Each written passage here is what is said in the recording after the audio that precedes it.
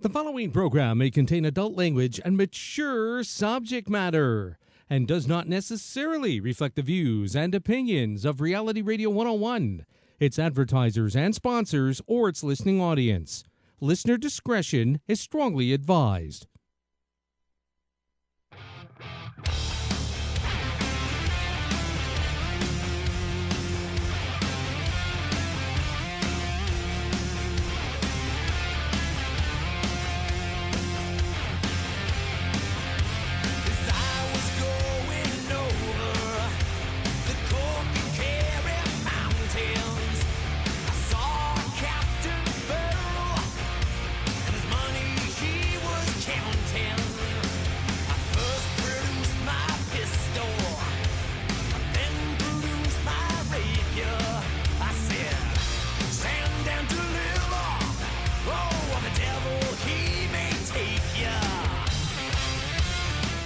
Welcome to Canadian Cigar Scene with your hosts, Julian Luke and Kevin Newell, right here on Reality Radio 101. To contact the lads right now, dial 905-725-1907. Toll free in North America, 1-866-905-7325. Worldwide, 1-866-656-5477. Email us at realityradio101@yahoo.com.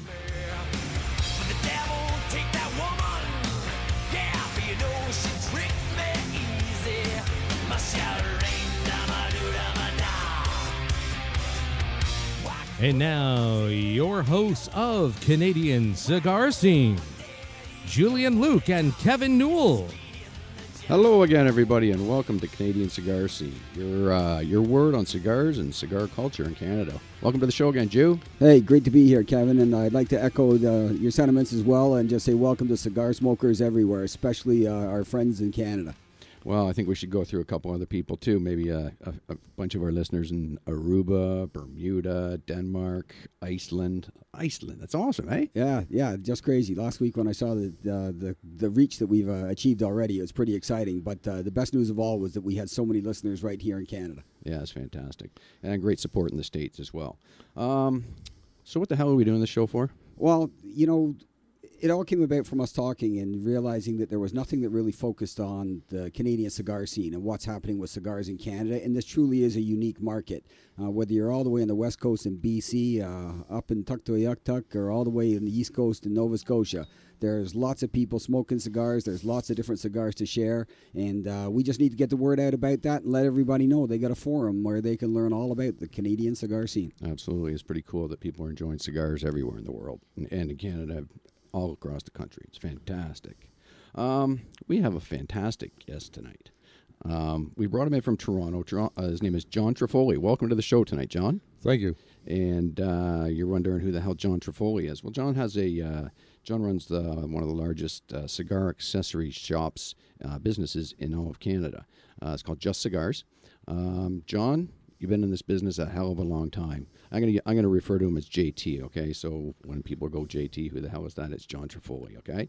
JT, how long have you been in this business? I've been in the cigar business in Canada about 40 years. Wow. This man's old as dirt. He's old as dirt. I just won myself a bet. I knew that you would get that phrase out before we got to 7 o'clock. Awesome. John, I mean, you've seen it all in this business, haven't you? I mean, you didn't start in the accessories business. You started in the cigar business, didn't you? Yeah, I started in the cigar business for a company called Florian Cigars. Was that a Canadian company? Yes, it was. It was out of Montreal, and it was a lot of the remnants of the old Simon Cigar Company. The Gulf and Western pulled the plug on. Jeez, these are names that I've never even heard of. Gulf and Western you must have heard of. Don't they do petroleum, gas, all that sort of stuff? Films, yeah. Exactly, really, eh? Yeah. They owned a company. They owned the largest cigar manufacturing company in Canada. It was Simon Cigars. They had Tueros. They had... Okay. That's the Cuban. They had two buyers that would go to Cuba every year to buy tobacco for wrappers. Wow, crazy. It was a very big company, and they kept going on strike, the people, and the company, I guess, finally got fed up, and they said, if you go on strike again, we'll close it. And nobody believed that they would put, I don't know, 4,000 people out of work. Wow, it was that huge, eh? It was that big. Wow, that's insane. So, I mean, so basically it just evolved to other cigar companies? Is that how it worked? Basically in sales, or?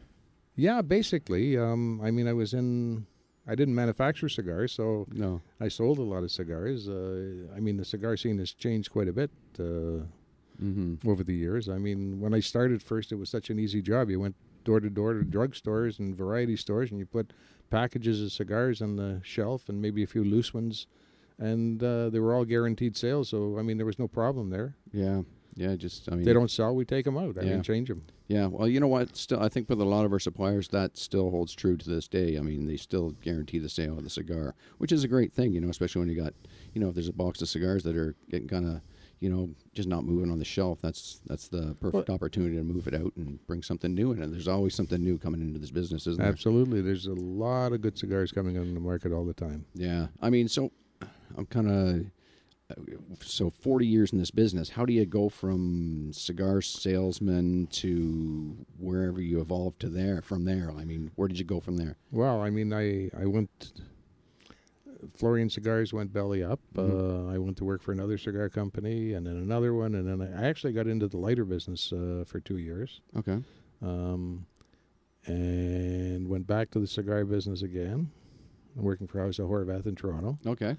And then one day I said, you know something, I have a birthday coming up, and I decided I was leaving the cigar business, that company. How long did that last, John, that you left the cigar business? All of 5 minutes? It didn't last very long. I gave myself a holiday down in Florida, and I went to see the Swisher factory, not Okay. being in the cigar business, which was fun. And when I got back, I don't know, I had tons of people wanting me to do something with them or for them or whatever the case may be, and I did that.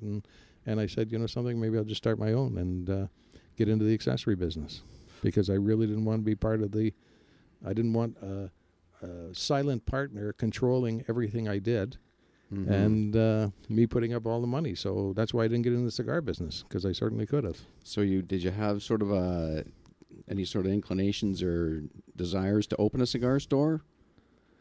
Or did the whole thing about Big Brother, the government itself, who wants to always put their thumb on the business, say no? I didn't want to get into where I was tied down to a single location where I had to work, 7 days a week, 6 days a week, whatever the case may be.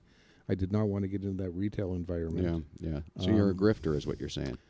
It's a lot more fun visiting more people. Yeah. And you get to, in this business, it's still a small business, and you get to see a lot of nice people over and over again. Mm-hmm. Okay. Just to let everybody at home know, we've had we've had many a conversation with John. John was very instrumental in Victory Cigars, opening the doors. He was one of the first people that helped us out with all of our accessories, and continues to this day with a fantastic relationship that we have with John. Just the information. I mean, if there's something I want to know that's going on in the business, just call JT, and he's the man. You just seem to, I mean, you're at everybody's shop, and there's never been one person that I've ever known in the business since we've been in this business that has said a bad word about you, and that's a testament probably to how you run your business. So obviously you haven't talked to my wife. So, over the course of 40 years into business, you meet a lot of people. Cigar makers, Hanky Calendar from Davidoff. I mean, what's the guy like? Do you have a good? Do you know? I mean, I know an awful lot of cigar makers over the years, and most of the people that I have met that are manufacturers or whatever the case may be involved in the business are really genuine people. Mm-hmm. I mean, I've met Hanky a few times. The first time I saw him on his turf was at the Dominican Cigar Festival, the first one they landed. The man is a farmer. He loves farming. Mm-hmm. He loves crossbreeding tobacco plants.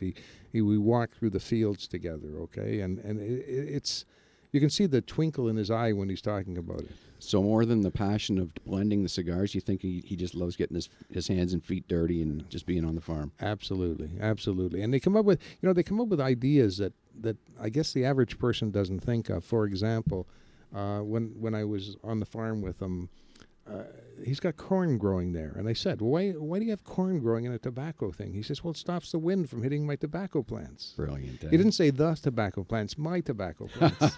Gentlemen, we have a caller for you. If you'd like to take that, I hate to interrupt you there. absolutely. Larry, Larry's on the line. Go ahead, Larry.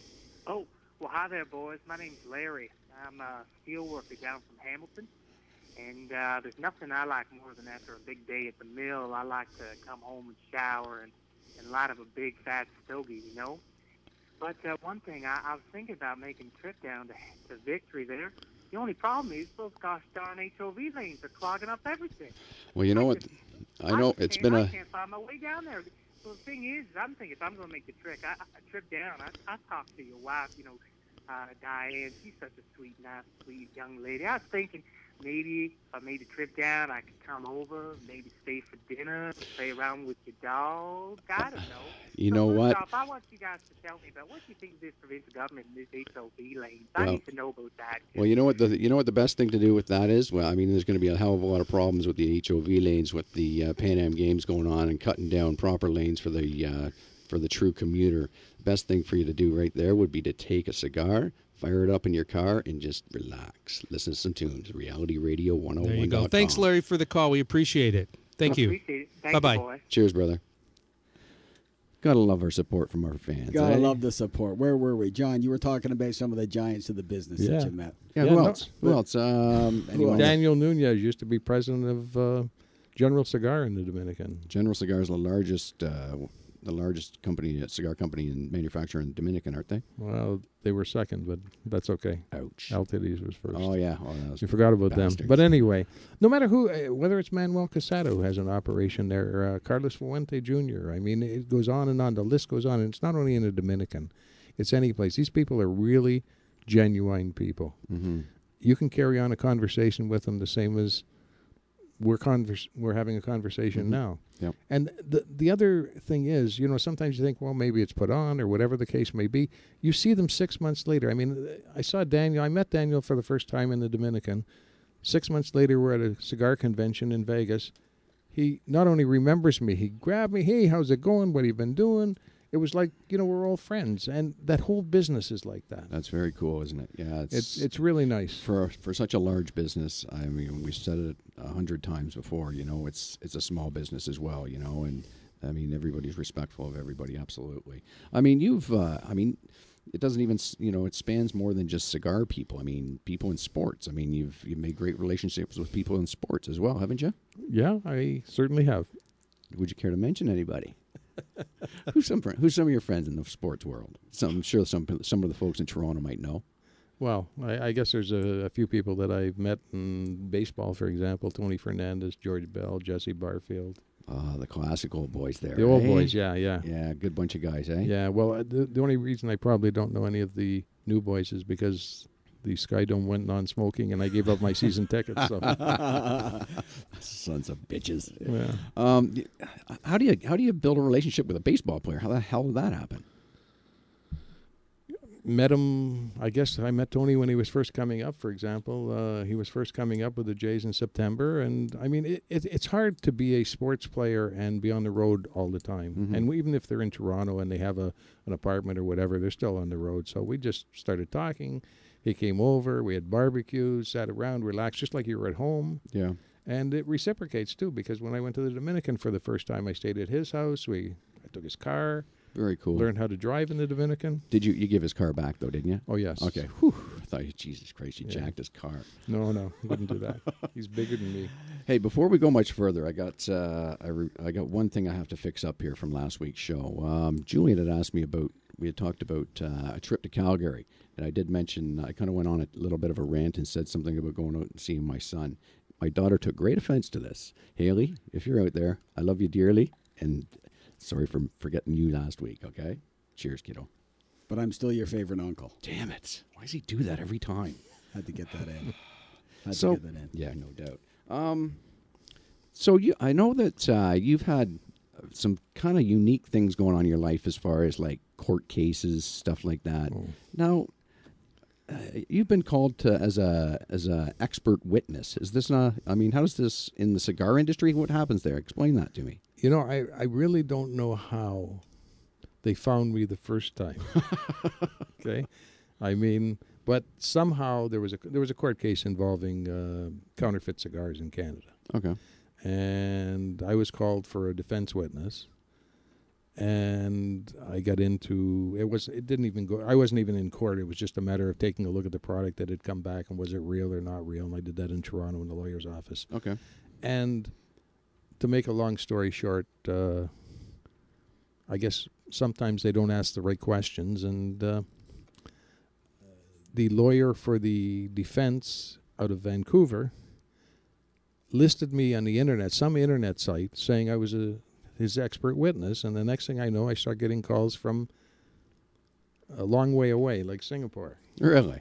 And again, I said, what you sent me was clearly fake. Mm-hmm. I mean, I got a FedEx parcel, and 10 minutes later, I got a phone call from Singapore. Really? Yeah, that's how quickly they traced it. And I said, "Who is this really?"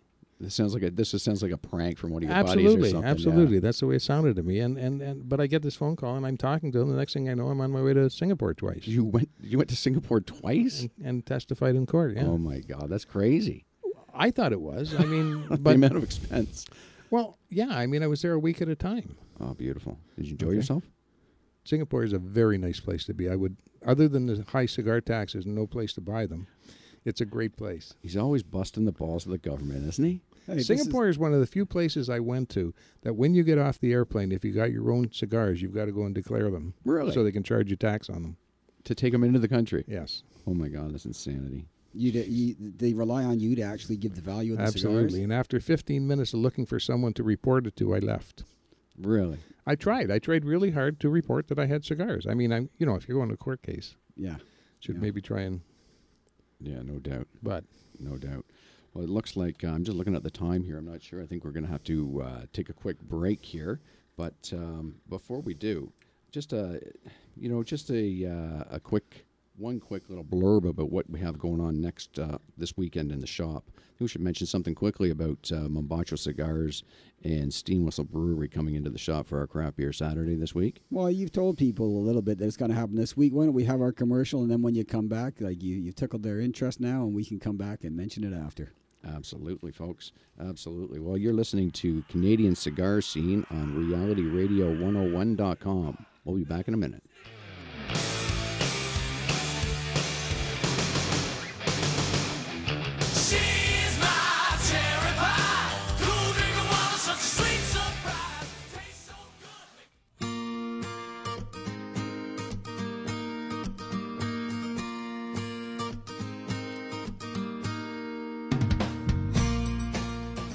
Are you looking for that very unique and personal gift? Then look no further.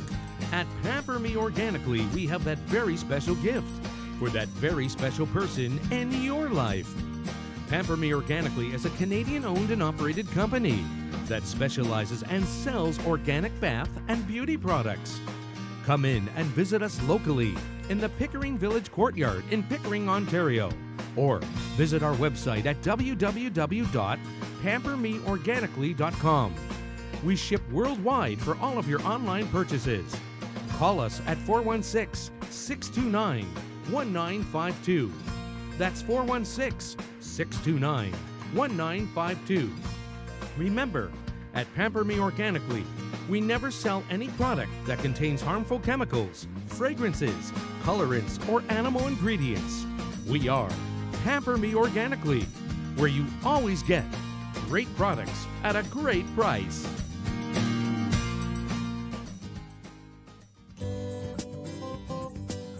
Looking for a great place to go for excellent coffee and delicious treats? Come visit us at 3 Steps Up Coffee House in Whitby. Our coffee is made with freshly ground free trade coffee beans that are brewed at just the right temperature for the ultimate coffee drinking experience. Try one of our mouth-watering handmade treats that allow you to enjoy a little slice of heaven. We offer hearty organic soups such as butternut squash with toasted almonds and sweet potato, carrot, and ginger. There is something for everyone, from healthy salads to gourmet sandwiches and delectable chocolate treats. Contact us to find out more about our amazing catering services. Find us at 605 Brock Street North in Whitby, Ontario. Licensed under the Liquor Control Board of Ontario. Open Mondays to Saturdays, 9:30 a.m. to 4 p.m. Seating for private functions and events available. Contact us by phone at 905-430-7817 or check out our website at www.3stepsup.weebly.com. 3 Steps Up Coffee House. 3 steps up to a perfect cup. The following program may contain adult language and mature subject matter and does not necessarily reflect the views and opinions of Reality Radio 101, its advertisers and sponsors, or its listening audience. Listener discretion is strongly advised.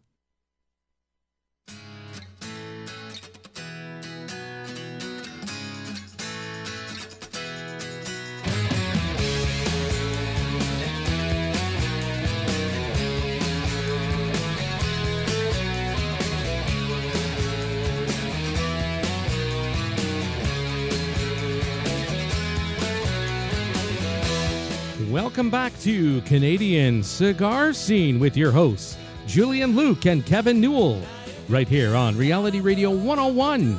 Get on board right now and dial 905-725-1907. Toll free in North America, 1-866-905-7325. Send us an email right now, realityradio101@yahoo.com.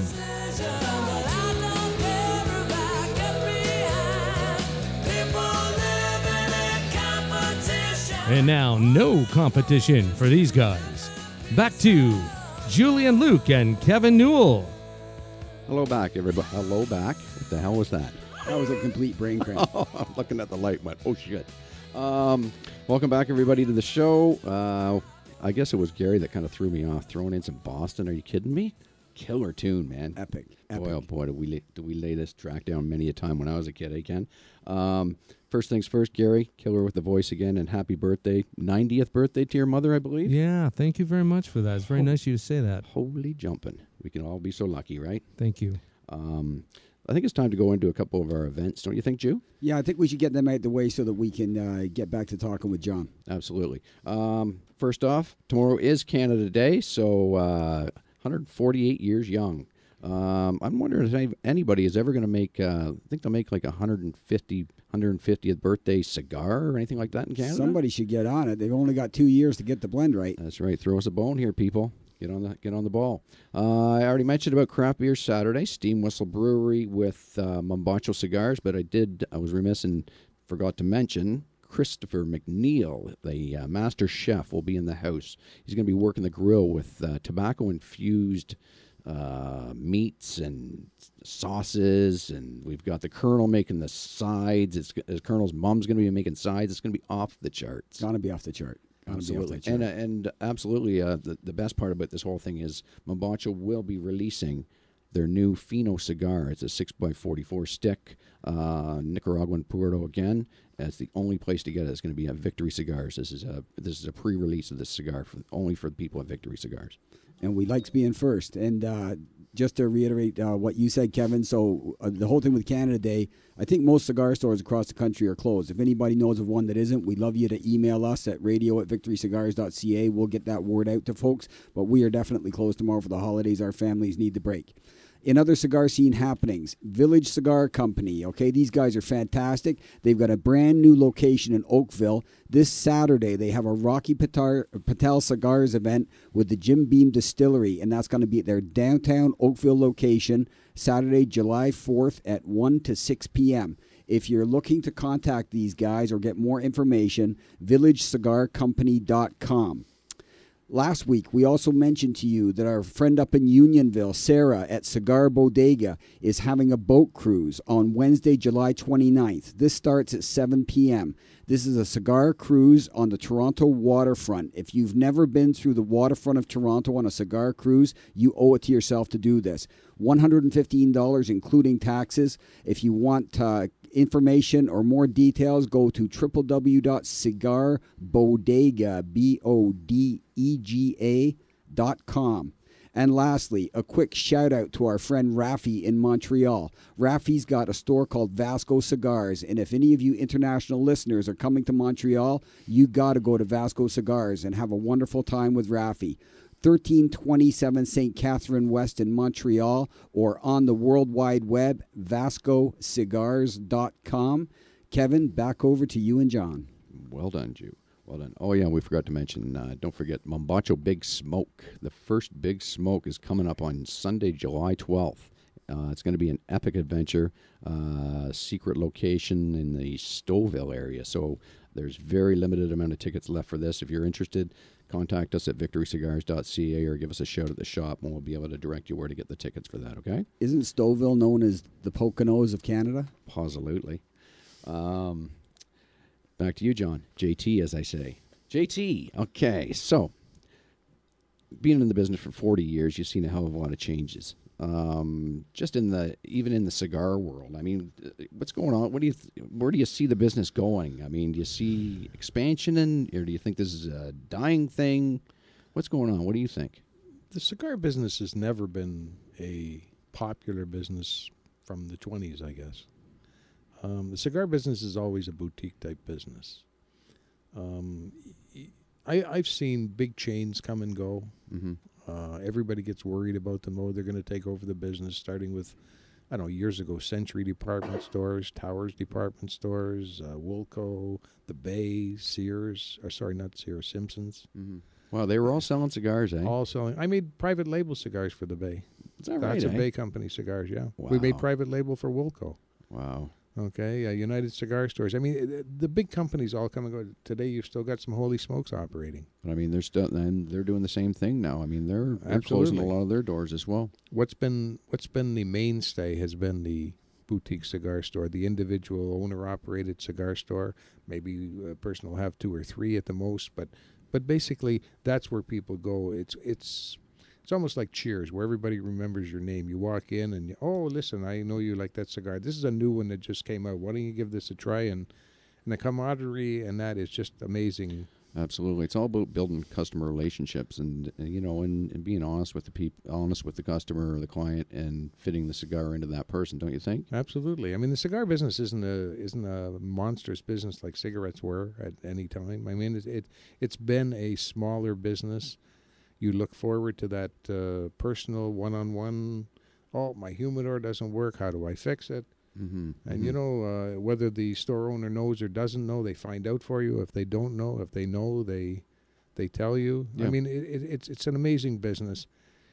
It's not a major business where you can make $10 million in sales in a store or whatever the case may be in a year, but it's that type of business that people look forward to, and you really build up a good relationship with your customers. Yeah, and I think that's the fun thing in it too. Is building all those relationships. Don't you think? Yeah, absolutely. Yeah. I mean, that's what I like about the business. I mean, I'm constantly visiting, the same stores. I mean, probably a lot more maybe than customers that the average store would have, but I'm visiting these customers, talking to them all the time, and you build up a relationship, and it's really fun. Yeah, I think it's kind of funny. I don't know how many times it's happened when you've been in our shop where somebody's walked in and said, "Hey, John, how you doing?" I mean, I've seen you at another shop, and that's the beauty of a cigar smoker. I mean, they show a lot of, they're very loyal and supportive of certain bricks and mortar, but when they're in desperation, they'll support us all. And that's the fantastic thing about this business is, they want to keep the bricks and mortar running, and when they see you, I mean, you're everywhere, right? I thought they were just laughing at me, but No, you're everywhere, man. You're everywhere. We're getting close to the end of the show, I think, and I think we should spend a little bit of time talking about your company, which is at justcigars.ca. If somebody goes to your website, John, what kind of products will they see? they should see most things you could possibly use with cigars, or pipe accessories. Everything's listed on there. Everything is not priced. I specifically did that so that I don't have more calls on the internet things than I get now. It's really simple. I want people to go to their local tobacconist, support them. All of the products on there. I mean, there's a list of authorized dealers on there, but by going to their local tobacconist, I can supply them. If they don't have it, I can supply them with anything, but I will not sell to the public. I can't sell to my customers' customers. That's and you know what? We appreciate that. We really do. I think we basically we're out of time here, Jew. But I mean, there's a couple of things we should discuss before we finish. I mean, we have who we have on the show next week. Yes, Marcus Ratty, president of Mabacho Cigars in Canada, will be on the air with us. We also need to make sure that everybody knows how to contact us. You can email us at radio@victorycigars.ca. We're on Twitter at Victory Cigars. Of course, we have our Facebook page. We have Instagram.com. Don't forget that. And to listen to our past shows or see upcoming guests, go to www.cigarscene.ca. Thanks again for listening, everybody, to Reality Radio 101. This is the Canadian Cigar Scene signing off. Oh, yeah, happy birthday, Di.